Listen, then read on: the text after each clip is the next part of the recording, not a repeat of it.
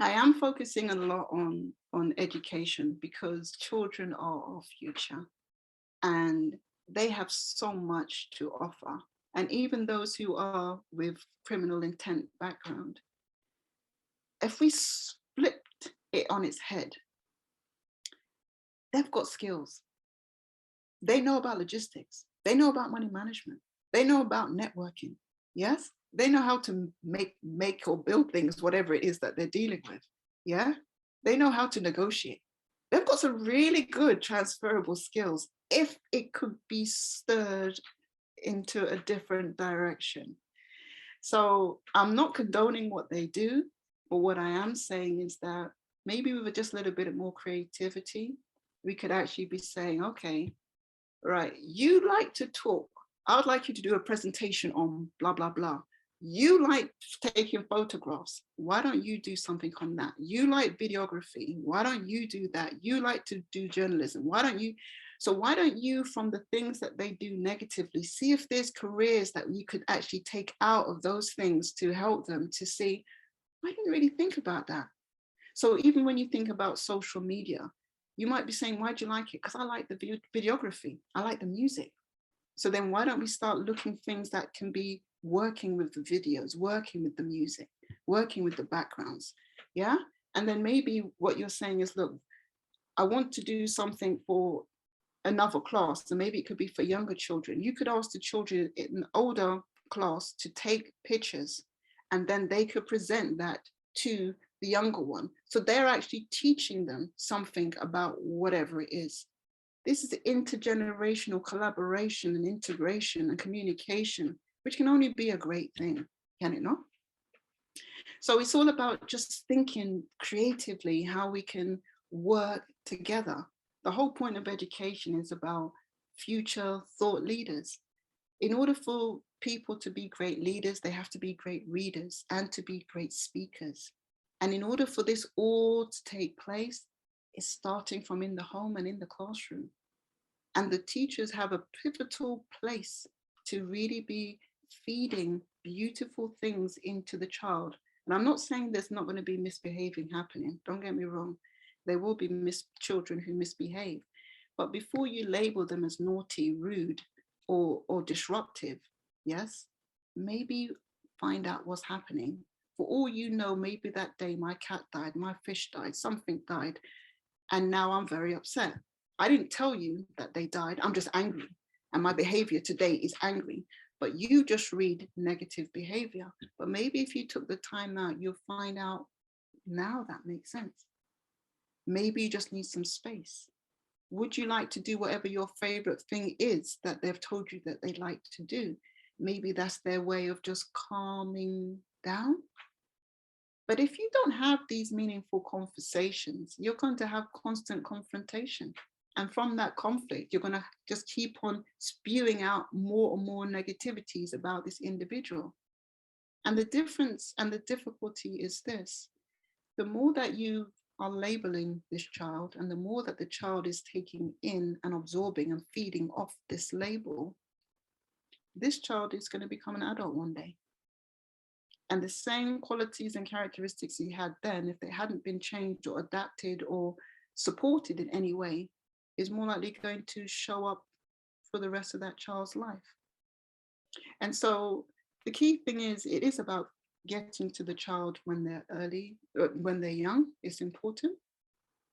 But it doesn't mean that you just throw away the key because now they're 16, 18 and they seem to be case hardened. At the end of the day, people can still turn around if they are given an opportunity. Now I can hear some other teachers saying, yeah, but what about those gifted and talented children? We're spending all the time on those who are misbehaving, all the time misbehaving, and investment, time, resources to them. What about the gifted and talented? By their very nature, they are gifted and they are talented. They are very resourceful. And that's why, going back again to newly qualified teachers, when you create your lesson plan, you focus on the extremes. What do I mean by that? You make sure your lesson can be adapted for those who are very slow learners, okay? But you also need to make sure that your material can be expanded to include those who are very hungry to learn, these gifted and talented ones. You see, if you create a lesson that focuses on the weak and the strongest in your class, everything in between is taken care of. But if you just focus on the middle and not the extremes, you're setting you up for failure, yourself for failure. So it's important that you always think about, okay, think of the child in your class who's having the most difficulty. That should be one of your key students in your lesson plan. And then your gifted, talented student should be the other one. What could I do? What activities could I provide that they both are going to learn? Because we're talking about equality at the end of the day, outcome that they're both going to learn. So something as simple as this. You might say, today's lesson is going to be about animals. Now, for the animals, for the child who is slow at learning, you might just focus them on animals in your house. Now, for the gifted and talented, you could be saying, okay, give me air animals, sea animals, earth animals. We're still talking about animals today. We're still going to leave the lesson knowing about animals. Yes, I might know more on the gifted and talented side, but at least me, the slow learner, can go home today and say, I learned fish, cat, dog, whatever, and they make this sound. They have this kind of texture fur, or they have fins. Isn't that learning? So you need to just ensure that when you are teaching, that you look at the full spectrum of your students, okay? And also, if you do have a child who's, I like this term, and it was a term that I heard recently, which is abled differently, okay? If you have an abled differently child, they are still a child first. They still have their childish intentions, just like all the other ones. They just might not be able to play it out like the other ones. So it's important that when you do have any able differently child in your class, that you give them leadership roles, hero roles, not the supporting acting part. Yeah, you'll be doing activities. Say, for example, you have a child who's only got one arm. Maybe then you're going to do activities where you ask every child who is usually right-handed to start doing everything left-handed today, or vice versa. How does that feel? And hear how they think and have that kind of conversation. And then you can allow the one who's only got one arm to say, well, that's how I feel every day. The difference is I can't change which hand I'm working with. You've got the, and you give them an opportunity to speak their truth and help break down barriers.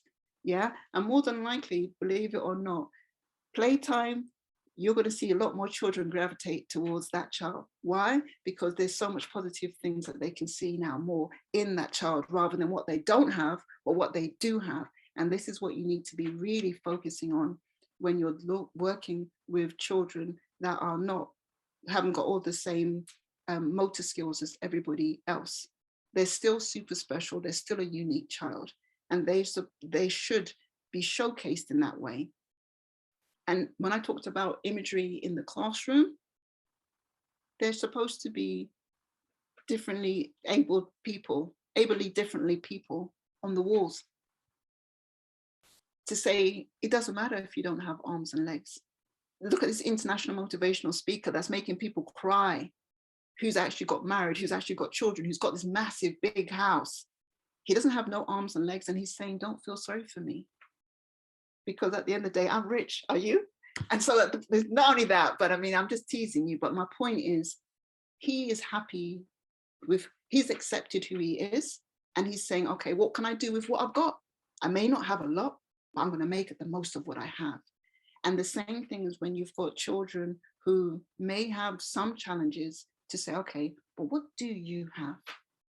And what could we do with what you have? And just encourage that more. And for those, especially working with younger children, painting and drawing speaks volumes. If you want to know what possibly could be happening in a child's life, ask them to paint a picture, see what colors they use. Ask them, what does this picture mean? Angry, sad. Why? Mommy and daddy had an argument. Why?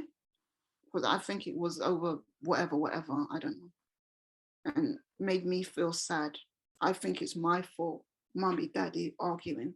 So I don't see there's no point of having rainbows and sunshine here because I don't, that was for a picture. And just by you taking the time out to ask them, what's happening here? Not making judgments. That's the worst thing you should do, teachers, as new teachers, to say, oh, I see this, I see that. And they say, no, that's not what's on my picture, miss. You know? So yeah, with that said, I would just really encourage, teaching is a beautiful profession, and it's just important that you actually treat each individual as a unique individual, a very important, beautiful person. And really just to conclude, it's not just for education. Cross to Sparkle is also useful for business owners, because I'm also a holistic family life coach. And in essence, that simply means you take care of your business and allow me to take the business of looking after your family's goals and dreams, obstacles and barriers and challenges. So you're so busy doing whatever you're doing outside, you may be spending less time inside with your family. As a result, there might be possible breakdown in communication and interactions and relations. So in terms of avoiding the family breaking up, I would love to be able to work with your family, find out what are the goals and dreams, in particular for your significant other. Because imagine you come home, you talk about work. Around the dinner table, you talk about work. In the bedroom, you talk about work, and you wake up and go back to work. So then you make me feel as if I don't even exist. So allow me to work with your family members, find out what are their goals, what are their dreams. And then imagine you can be around the dinner table and everybody now has their own little business they're focusing on, the business of their goals and their dreams and creating their life and their destinies. So in a nutshell, that's me, Juliyah Brown, author of Cross to Sparkle. And I'm really looking to empower people from all different walks of life to live life fully and to die empty. I'm wishing you a very long life. So with that said, thank you so much indeed. And I hope that I'll be able to come into your places of work, to meet your family members and your organizations, to just really uplift and empower and encourage people who are ready to take action. So managers, don't be too harsh on latecomers, because there might be good reasons why they're late or they're tired. Similarly, teachers, don't be doing the same to your students, because there could be good reasons why they're late and they're tired. And it just means having an element of communication, and not in terms of making prejudgments about what you think about this individual. So thank you, Donna, for this beautiful opportunity.